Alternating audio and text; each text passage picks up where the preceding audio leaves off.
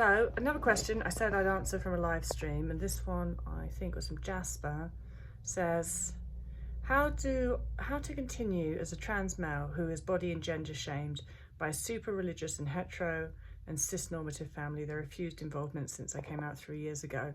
And then after that, Jasper wrote something like, appreciate an answer because they don't feel that trans people are discussed very much in recovery channels and things like that. And I think that's a very good point. I'm guilty of that myself.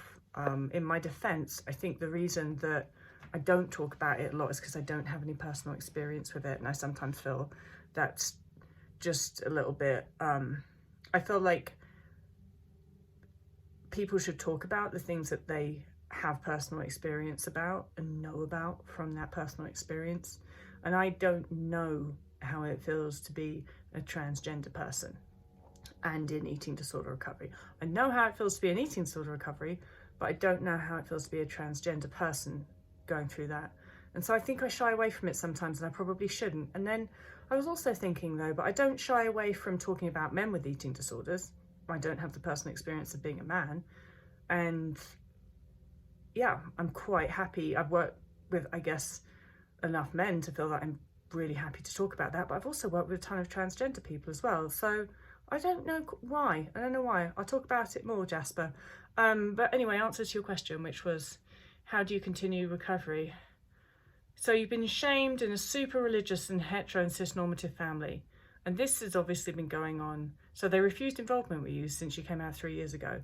So you're telling me for the last 3 years, you've already survived this. You've already lived this far in a family that is not supportive of you because you're a trans person.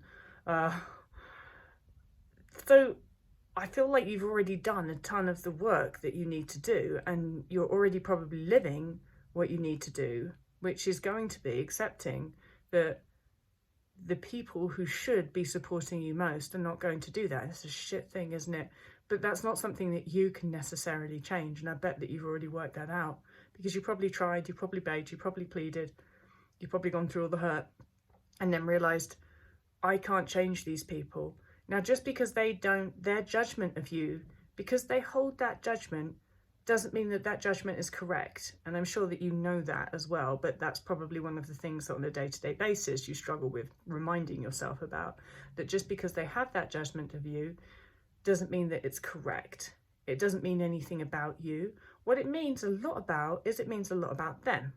It means a lot about the cultural influences that affected their belief systems and formed their belief systems. And now those belief systems are, you know, the thing about belief systems is they're like a foundation for the way that we make decisions, things that we bring into our lives, things that we value, and also what we believe to be true and not true about the world. And that all acts as a foundation. So if somebody has been brought up in a really religious and conservative family, they're going to, highly likely, those belief systems are going to have formed. And so it's those belief systems that are causing your family to act the way that they are acting towards you. Now, just because a belief system has formed in a person, that's not about being right or wrong. And we know that about religion, because they can't all be right, can they? And so, but the fact that it's not, we can't tell if it's right or wrong, or doesn't mean that it doesn't feel like it's correct to that person. And so that's what you're dealing with. You're dealing with very strong belief systems that people have in your family have developed that are telling them that there's something wrong. They believe that there's something wrong with the way that you're living your life. That doesn't mean it's true. And so I think that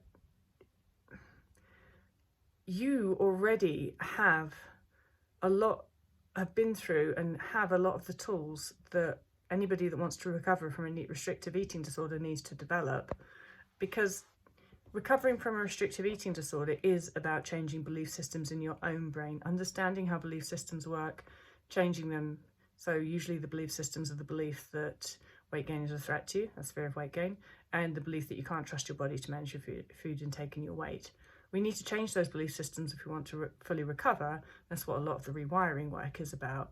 So you probably just through your life and living with your family, you can see those underlying belief systems.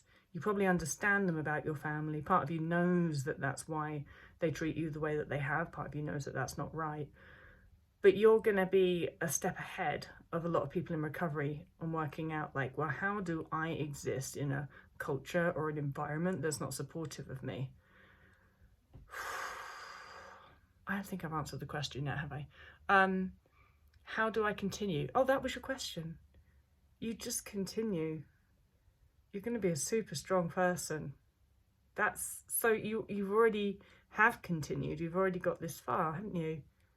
You just keep going, but keep going with the knowledge that other people's judgment doesn't mean anything about you as a person. It doesn't. You can't do anything about it. It's shit. I'm not going to defend it. But it's their shit. It doesn't have to be your shit. You don't have to let it be your shit. Allow your brain to filter it as other people's judgment is not about me. And you've already been doing that, I bet you have. So you continue. Focus on recovery. It's still the same. It's still about eating and resting and doing the neural rewiring. Your brain may bring in things that tell you, oh, this is not the same because I'm transgender, so I have more of a reason not to want my body to blah, blah, blah, blah, blah, blah, blah. And that's just all fear-based stuff. It's just your brain trying to get you to not do recovery. It feels really valid, I get it. But it's still the same. If you want to fully recover, you still have to eat that restriction. You still have to allow your body to get to its unsuppressed natural body weight, and you got to do the neural rewiring.